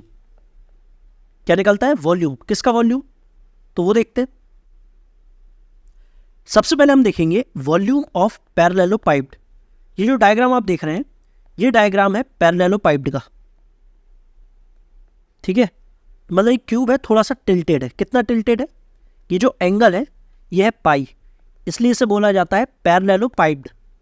और यदि इसका वॉल्यूम निकालना है तो उसका फॉर्मूला होता है, क्या फॉर्मूला होता है? Box product. यदि हमें ये 3 एजेस दी हुई है और इन 3 एजेस को हम क्या बोलते हैं? को टर्मिनस एजेस। जो किसी एक पॉइंट से निकलने वाली एजेस होती हैं, ये 3 एजेस, इसे हम बोलेंगे को टर्मिनस एजेस। यदि ये 3 एजेस दी हुई है तो बस ये बॉक्स प्रोडक्ट लगा देंगे। और बॉक्स प्रोडक्ट कैसे लगाते हैं? डिटरमिनेंट के अंदर वैल्यू रख के। तो जो वैल्यू आएगी वही होगा वॉल्यूम ऑफ पैरेललोपाइप्ड, लेकिन वैल्यू पॉजिटिव आएगी, ठीक है ना। तो मॉड लगा देना बाद में, क्योंकि वॉल्यूम की बात हो रही है, वॉल्यूम नेगेटिव तो होगा नहीं, पॉजिटिव होगा, ठीक है। और इस पर क्वेश्चन बन चुका है, इसलिए ये आपको याद रखना है। अभी बताऊंगा कौन सा क्वेश्चन बना है। अब इस पर क्वेश्चन बन गया तो इस पर बन जाएगा। इस डायग्राम को क्या बोलते हैं? इस डायग्राम को बोला जाता है टेट्राहेड्रॉन। क्या बोला जाता है? टेट्राहेड्रॉन। पहले तो डायग्राम को अच्छे से देखो। ये नीचे बना हुआ है ट्राइंगल, और ट्राइंगल के ऊपर ये पिरामिड बना हुआ है, ठीक है, पिरामिड। और नीचे जो ट्राइंगल है इसकी एजेस यदि हमारे पास होंगी तो हम ये वाला फॉर्मूला लगा देंगे। बस क्या करना है, जो बॉक्स प्रोडक्ट है उसके आगे 1/6 लगाना है। बॉक्स प्रोडक्ट लिए है, वेक्टर है, वेक्टर बी, वेक्टर सी, उसके आगे लगा दिया 1/6, ठीक है। और यदि हमें पोजीशन वेक्टर दिया हो तो पोजीशन वेक्टर दिए होंगे तो हम साइड निकाल लेंगे। और एक बार साइड आ गई तो बस, एक बार साइड आ गई तो ये वाला फॉर्मूला लगा देंगे। तो ये दोनों फॉर्मूले आपको याद रखना है। क्वेश्चन देख लो, हमें 3 साइड्स दी हुई है, को टर्मिनस एजेस। को टर्मिनस एजेस अभी क्या बताया मैंने, क्या होती है? जैसे ये पैरेललोपाइप्ड है, पैरेललोपाइप्ड की हमें को टर्मिनस एजेस दी हुई है, मतलब किसी एक पॉइंट से निकलने वाली 3 एजेस। तो ये वेक्टर ए है, ये वेक्टर बी है, ये वेक्टर सी है, और तीनों की वैल्यू हमें दी हुई है। हमें निकालना है इसका वॉल्यूम। तो वॉल्यूम कैसे निकलेगा? बॉक्स प्रोडक्ट से। तो बॉक्स प्रोडक्ट लगा दो। तो डिटरमिनेंट के अंदर 3 - 3 है, 7 5, फिर क्या आएगा? -3 7 -3 7 -5 और -3, और इसे सॉल्व कर दो। क्या आंसर आएगा ये आप मुझे कमेंट सेक्शन में बताओगे कि इसका आंसर क्या आएगा। बस इसे ओपन ही तो करना है, और यदि ओपन करने के बाद नेगेटिव आता है तो आप लास्ट में लगा दोगे मॉड, क्योंकि यहाँ पे वॉल्यूम निकालना है, वॉल्यूम तो पॉजिटिव आएगा, तो आप लास्ट में मॉड लगा देना यदि नेगेटिव आता है तो, ठीक। और ये क्वेश्चन भी आप करोगे, ये एग्जाम में आया हुआ क्वेश्चन है। हमें 3 साइड्स दी हुई है और हमसे बोला है कि पैरेललोपाइप्ड का वॉल्यूम बताओ, तो इसका आंसर आप बताओगे। चलिए आंसर तो मैं बता दे रहा हूँ, इसका आंसर 8 आएगा, लेकिन आपको सॉल्व करना है, ठीक है। अब बॉक्स प्रोडक्ट की कुछ प्रॉपर्टीज हैं जो आपको पता होना चाहिए, एक एक करके देखते हैं। फर्स्ट प्रॉपर्टी है, मतलब ये साइक्लिक ऑर्डर में हो, A B C, vector A, vector B, vector C, यदि इनका साइक्लिक ऑर्डर चेंज कर दें, जैसे ये लिखा हुआ है box product of A B सी।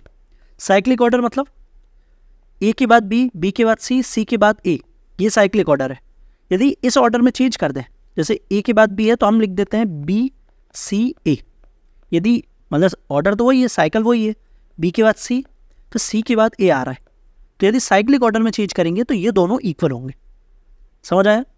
लेकिन यदि ऑर्डर चेंज साइक्लिक ऑर्डर में ना हो, जैसे हम क्या करें, यहाँ पे लिखा हुआ है ए बी सी, और यदि हम लिख दें, क्या लिखें, ए सी बी, अब ये साइक्लिक ऑर्डर में चेंज नहीं हुआ है ना, ए के बाद सी आ गया और सी के बाद बी आया, तो ए के बाद सी, सी के बाद बी, ये साइक्लिक ऑर्डर नहीं है, तो आपको यहाँ आगे लगाना होगा माइनस, ठीक है। यदि साइक्लिक ऑर्डर में चेंज हो रहा है तब तो ठीक है, लेकिन यदि साइक्लिक ऑर्डर में चेंज नहीं हो रहा है तो आपको शुरुआत पे लगाना होगा माइनस। और इसकी मैंने आपको डेफिनेशन में बताया था कि इसकी डेफिनेशन क्या है। इसकी डेफिनेशन है A dot vector A dot vector B cross vector C. इसको हम लिख सकते हैं, इसको लिख सकते हैं vector A cross vector B dot vector C, ठीक है। तो ये 3 प्रॉपर्टी आपको ध्यान रखना है। ये मैंने आपको शुरुआत में बताया था ना कि बॉक्स प्रोडक्ट को रिप्रेजेंट ऐसे करते हैं, पर डेफिनेशन ये है। डेफिनेशन क्या है, vector A dot vector B cross vector C, लेकिन इसे हम ऐसा भी लिख सकते हैं, vector A cross vector B dot vector C. तो ये 3 प्रॉपर्टी आपको ध्यान रखना है, ठीक है। आगे बढ़ते हैं और अब हम देखेंगे लीनियरली डिपेंडेंट और लीनियरली इंडिपेंडेंट वेक्टर। पहले देखते हैं दो वेक्टर के बारे में। यदि हमारे पास दो नॉन जीरो वेक्टर्स हैं और यदि दोनों वेक्टर पैरेलल हैं, तब हम बोलेंगे कि वो दोनों वेक्टर लीनियरली डिपेंडेंट है। और यदि दोनों वेक्टर पैरेलल नहीं है, तब हम बोलेंगे कि वो वेक्टर लीनियरली इंडिपेंडेंट। तो ये आपको याद रखना है। क्या बोला मैंने? यदि दो वेक्टर पैरेलल है तब लीनियरली डिपेंडेंट होंगे, और यदि दो वेक्टर पैरेलल नहीं है तब लीनियरली इंडिपेंडेंट होंगे। अब इसका लॉजिक क्या है? तो फिर से वही प्रॉपर्टी पे चलो। कौन सी प्रॉपर्टी? यदि दो वेक्टर पैरेलल है देन दे आर प्रोपोर्शनल। मतलब हम कैसे लिख सकते हैं? ये प्रॉपर्टी मैंने आपको बताई थी ना कि vector A equal to lambda B. मतलब इसमें एक वेक्टर दूसरे पर डिपेंड कर रहा है। जैसे हम बी की वैल्यू चेंज कर रहे हैं, ए की वैल्यू भी चेंज हो रही है, क्योंकि प्रोपोर्शनल होते हैं ना। जो वेक्टर पैरेलल होते हैं वो प्रोपोर्शनल होते हैं, इसलिए लीनियरली डिपेंडेंट होंगे क्योंकि ये एक दूसरे पर डिपेंड कर रहे हैं। लेकिन यदि पैरेलल नहीं होंगे तो लीनियरली इंडिपेंडेंट होंगे। ठीक है, बाकी आपको याद रखना है। अब तीन वेक्टर के बारे में देखते हैं। यदि तीन वेक्टर है हमारे पास नॉन जीरो, और यदि उनका box product equal to zero आता है, तब होंगे वो लीनियरली डिपेंडेंट। और यदि box product not equal to zero आता है तब होगा लीनियरली इंडिपेंडेंट। ठीक है, ये नोट्स में अच्छे से लिख लेना, स्टार लगा लेना इनमें। ठीक, क्वेश्चंस पे चलो। इसमें चेक करो कि ये जो तीन वेक्टर्स हैं ये लीनियरली इंडिपेंडेंट है कि डिपेंडेंट। तो तीन वेक्टर है तो कैसे चेक करेंगे? इनका बॉक्स प्रोडक्ट चेक करेंगे। यदि box product equal to zero आता है मतलब लीनियरली डिपेंडेंट होंगे, और यदि box product not equal to zero आता है तो लीनियरली इंडिपेंडेंट होगा। बॉक्स प्रोडक्ट कैसे चेक करते हैं? डिटरमिनेंट के अंदर वैल्यू रखो। तो 1 - 3 2, 2 - 4 -1, 3 2 और -1। चेक करो। 1 इंटू 4 + 2 6 + 3 इंटू -2 + 3 + 2 इंटू 4 + 12। तो ये तो नॉन जीरो आ रहा है, मतलब ये लीनियरली इंडिपेंडेंट होगा। समझ आ गया? तो ऐसे क्वेश्चन आएंगे। अब इस क्वेश्चन को करो। ये क्वेश्चन क्या बोल रहा है? हमें यूनिट वेक्टर निकालना है। किसका? ऐसे वेक्टर का जो कि इन दोनों वेक्टर के परपेंडिकुलर है। मैंने आपको बताया था जब भी ऐसा क्वेश्चन आए कि एक वेक्टर निकालो जो कि वेक्टर ए और वेक्टर बी दोनों का परपेंडिकुलर है, मतलब वो हमसे पूछ रहा है vector A cross vector B. लेकिन इसने सिर्फ इतना नहीं पूछा कि ये वेक्टर निकालो, हमसे पूछा है इस वेक्टर का यूनिट वेक्टर निकालो। और यूनिट वेक्टर कैसे निकालते हैं? तो यूनिट वेक्टर निकालते हैं वेक्टर ए को जब हम उसी के मैग्नीट्यूड से डिवाइड करते हैं।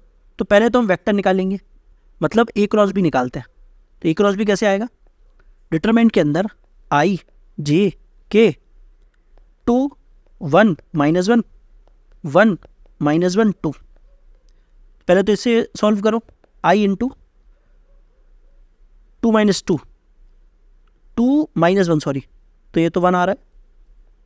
माइनस जे इंटू 4 + 1 5 प्लस के इंटू -2 -1 तो -3।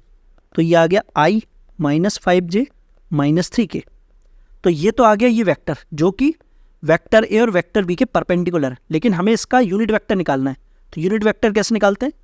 इस वेक्टर को डिवाइड करते हैं इसी के मैग्नीट्यूड से। तो इसका मैग्नीट्यूड क्या आएगा? 1 + 25 + 9 क्या आ रहा है? 35। तो 1/√35 और ऊपर ये वेक्टर। ऑप्शन नंबर कौन सा है? ये वेक्टर कौन से में? I -5 -3k, ये डी ऑप्शन। ठीक है, क्लियर? हालांकि यहीं से आंसर आ गया था क्योंकि और कोई सा मैच हो नहीं रहा है, ये वाला है ना, इसी में से आंसर आ गया था, तो डी। तो ऐसे क्वेश्चन आएंगे, एग्जाम के क्वेश्चन करा रहा हूं मैं। इस क्वेश्चन को आप करोगे। इसमें हमें 3 वेक्टर्स दिए हुए हैं और हमसे बोला है कि ये तीनों वेक्टर कोप्लेनर है और हमें लैम्डा की वैल्यू बताओ। मैंने क्या कंडीशन बताई थी? जब भी कोप्लेनर होते हैं तो उनका जो बॉक्स प्रोडक्ट होता है वो इक्वल टू होता है 0 के। तो बस वो बॉक्स प्रोडक्ट निकालो, इक्वल टू 0 करो, लैम्डा की वैल्यू निकाल दो। ये आप करोगे। अब ये क्वेश्चन देखो, इस टाइप के क्वेश्चन तो हालांकि कर चुके हैं कि एक वेक्टर का यूनिट वेक्टर निकालना है जो कि परपेंडिकुलर है इन दोनों वेक्टर के। तो बस पहले ए क्रॉस बी निकालना, इसमें एक ही जगह मतलब यू क्रॉस वी निकालना, जो वेक्टर आएगा उसका यूनिट वेक्टर निकाल देना। ठीक है, ये आप करोगे। और यह ना क्वेश्चन भी आप करोगे। इसमें दो वेक्टर हैं ए और बी, इन दोनों वेक्टर्स के बीच का एंगल दिया हुआ है और क्या दिया हुआ है, वेक्टर ए और वेक्टर बी का मैग्नीट्यूड दिया हुआ है। मतलब magnitude of A equal to 2 दिया है, magnitude of B equal to दिया है √3 और दोनों के बीच का एंगल थीटा इक्वल टू 120 दिया हुआ है। तो डॉट प्रोडक्ट निकालो। ये तो बहुत ही आसान हो गया। डॉट प्रोडक्ट क्या होता है, magnitude of A into magnitude of B into cos theta, theta की जगह 120, तो वैल्यू रखोगे आंसर आ जाएगा। कॉस 120 क्या होता है, 1/, जो कि कॉस 60 होता है उसका माइनस, तो 1/2, तो ये आ रहा है -√3। -√3 ऑप्शन कौन सा है, ऑप्शन नंबर बी। ठीक है, तो इसी के साथ हमारा वेक्टर अलजेब्रा यहाँ पर समाप्त होता है। हमने बहुत अच्छे से वेक्टर अलजेब्रा को कंप्लीट किया है, 2 वीडियोस में कंप्लीट किया है। अब नेक्स्ट वीडियो से हम स्टार्ट करेंगे वेक्टर कैलकुलस, जो कि ग्रेजुएशन वाला पार्ट है। लेकिन उससे पहले इन दोनों वीडियोस को आपको बहुत अच्छे से देखना है, बहुत अच्छे से रिवाइज करना है, क्योंकि इसमें बहुत सी चीज़ें याद रखने वाली है ना। तो नोट्स को बहुत अच्छे से बनाना है और रिवाइज करते चलना है। तो अब नेक्स्ट वीडियो में मिलते हैं जिसमें हम पढ़ेंगे वेक्टर कैलकुलस। तो मिलते हैं नेक्स्ट वीडियो में, तब तक के लिए